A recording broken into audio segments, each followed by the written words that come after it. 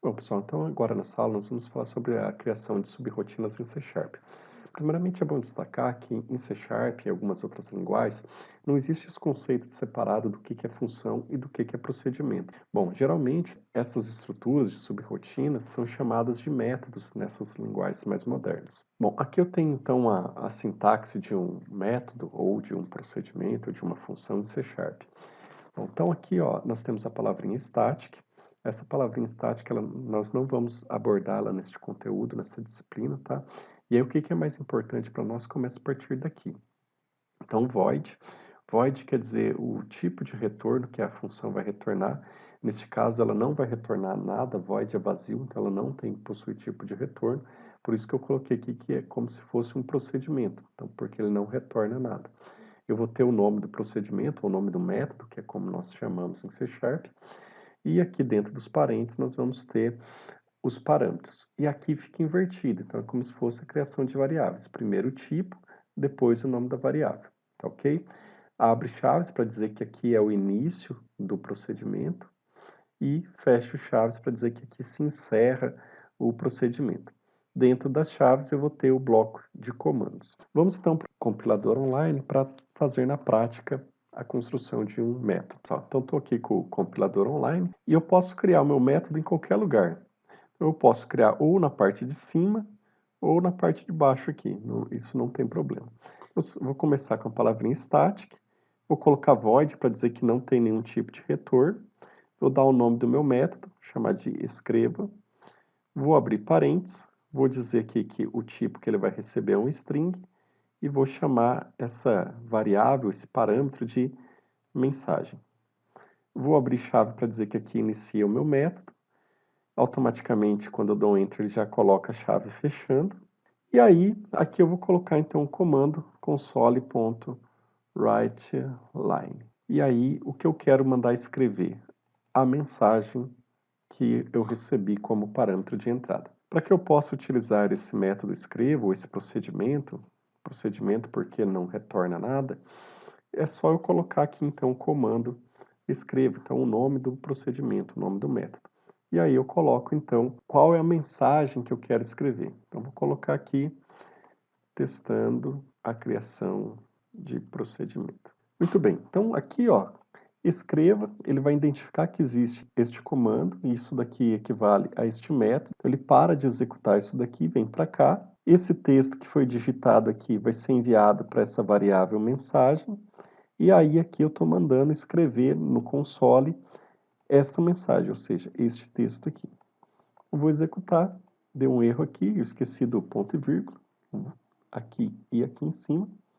Ele fala para mim as linhas que isso ocorreu, ó, ocorreu na linha 14, tá? No caso na linha 13, e na linha 18, que é uma linha anterior, que é a linha 17. Eu vou executar novamente, e aí ele vai mostrar para mim, ó, então testando a criação de procedimento. Eu posso utilizar várias vezes essa função, então posso colocar aqui, ó, escreva de novo, digite um número, escreva, digite outro número. E aí eu posso utilizar então várias vezes a mesma função. Isso que é o interessante de criar uma função, de criar um procedimento, de criar um método. Então eu crio ela uma vez e eu posso usar ela sempre depois. Aqui é uma linha só de comando, mas poderia ser 10, 20, e aí eu sempre estaria com uma linha executando aquelas 20 ou aquelas 10, dependendo do que foi codificado aqui dentro. Bom, então aqui até está parecendo um pouco com Visual G, né? Retirei aquele comando que é em inglês, um pouco mais complicado para quem está começando, para ficar próximo aí do nosso português. Então, se eu clicar em executar novamente, ele vai vir aqui e vai imprimir para mim aqueles textos. Ok? Bom, pessoal, então se eu fosse criar uma função C Sharp, um método que retorna um valor, como que seria? Bom, então teria também aquela palavrinha static, tá? Para poder executar o método a partir da classe. Eu teria aqui o tipo que eu quero retornar, nesse caso aqui eu quero retornar um número inteiro, poderia ser inteiro, string, double, o tipo que eu quiser retornar. Vou ter o nome do meu método, ou o nome da minha função. Dentro dos parênteses eu posso ter os parâmetros de entrada, então nesse caso são 2 parâmetros de entrada, poderia ser nenhum, poderia ser mais. Abre chave para dizer que aqui inicia a função, fecha chave para dizer que termina a função aqui, e aqui dentro eu vou ter os comandos que a minha função vai executar. O último comando a ser executado sempre é o return. Então, ele vai retornar aqui um valor, e esse valor que ele vai retornar tem que ser desse tipo aqui, então, no caso, tipo inteiro. Então, o que ele está retornando? A soma do número A mais o número B. Então, ele está somando dois valores, tá ok? Então, vamos verificar na prática como que a gente pode fazer isso daqui. Então, como se faz isso no compilador online. Bom, pessoal, então estou com o C# aberto aqui. Vamos, então, criar uma função nesse mesmo exemplo, tá ok? Então, vou criar aqui, ó, static, vou retornar um tipo inteiro, vou chamar minha função de leia número. Vou abrir e fechar o parênteses, vou abrir e fechar chaves. Então, essa função que eu estou criando, ela retorna um número inteiro, tá? Ela chama-se leia número, e dentro dos parênteses ela não recebe nada, então ela não precisa de nenhum parâmetro para poder funcionar. E aí, como que eu faço para ler um número em C#? Então, nós sabemos que para ler um número eu vou utilizar o comando console.readline, então para ler uma linha. Esse comando readline, ele lê um texto que foi digitado no teclado.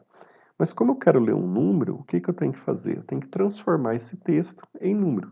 Para fazer essa transformação, essa conversão, nós utilizamos o comando convert.toInt32, se for o caso de número inteiro. Se fosse um número real, seria convert_to_double.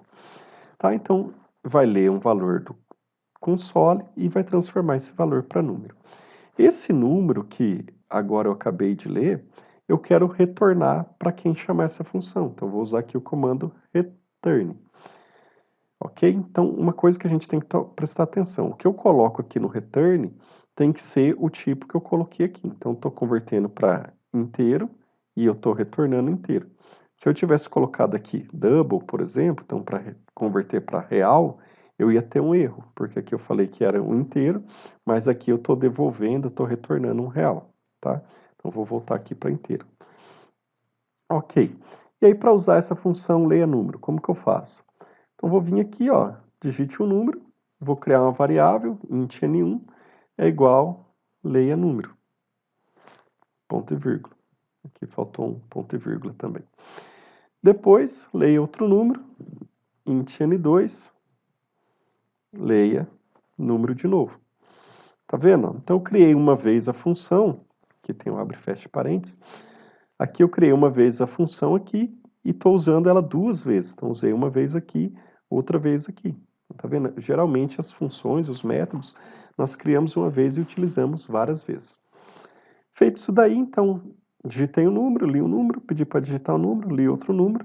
Vou criar uma variável aqui, soma, que vai ser igual a n1 mais n2. E vou chamar aqui a função escreva para mostrar o resultado. Então, o resultado da soma é soma, ponto e vírgula. Vou executar. Então, lá, testando a criação, digite um número, 5, digite outro número, 9, e aí ele vai falar para mim, então, que o resultado é 14. Nós transformamos o C# em quase um Visual G, né? Então, simplificou bastante a criação dos nossos comandos. Ou se eu quisesse transformar essa operação aqui também em uma função, então como que ficaria? Eu poderia colocar aqui, ó, static somar int n1, int n2, abro chave, fecho chave e vou mandar retornar, então return n1 mais n2, tá ok? Lembrando que essas variáveis n1 e n1 são variáveis diferentes, tá? Então, até vou trocar aqui, ó, vou colocar número 1, número 2. E aqui também, então, número 1, número 2. Em vez de colocar n1 mais n2, então vou colocar aqui, ó, somar a variável n1 e a variável n2. O que está acontecendo? Então aqui, o valor que tiver na variável n1 vai ser enviado para a variável número 1, o valor que está na variável n2 vai ser enviado para a variável número 2, eu vou somar essas duas variáveis e o valor da soma eu vou retornar. Esse retorno vai ser adicionado dentro da variável soma, ok? Vou executar, ele está dando um erro aqui, porque eu esqueci algo bem básico, que é de colocar o tipo, tá? Então tem que retornar um valor inteiro. Vou executar novamente, e aí agora sim, então lá, 5 e 4, resultado é 9, tá ok? Poderia simplificar também, em vez de criar essa variável soma, já mandar imprimir o resultado direto. Então, aqui, ó, se soma é igual a somar N1 e N2, então se esse lado da operação é igual a esse lado, eu posso falar que se eu quero imprimir aqui soma, eu posso imprimir direto a função. E aí eu não teria isso daqui, ó. Então, vou executar de novo. Olha lá, já pediu para digitar aqui o número, 6 e 8, e aí ele vai dizer que é 14 também. Tá ok? Então, eu espero que vocês tenham compreendido a criação de métodos em C#. Tá? Então, eu posso ter métodos que não retornam nada, tá? Eu posso ter métodos que retornam valores, eu posso ter métodos que possuem parâmetros de entrada, e eu posso ter métodos que não possuem parâmetros de entrada. Eu vou dar sempre nomes para esses métodos, e toda vez que eu precisar chamar eles, eu vou chamar pelo nome. Então, aqui no método principal, na função principal, eu vou colocar o nome do método que eu quero executar. Ok, pessoal? Então, era isso para essa aula. Até a próxima.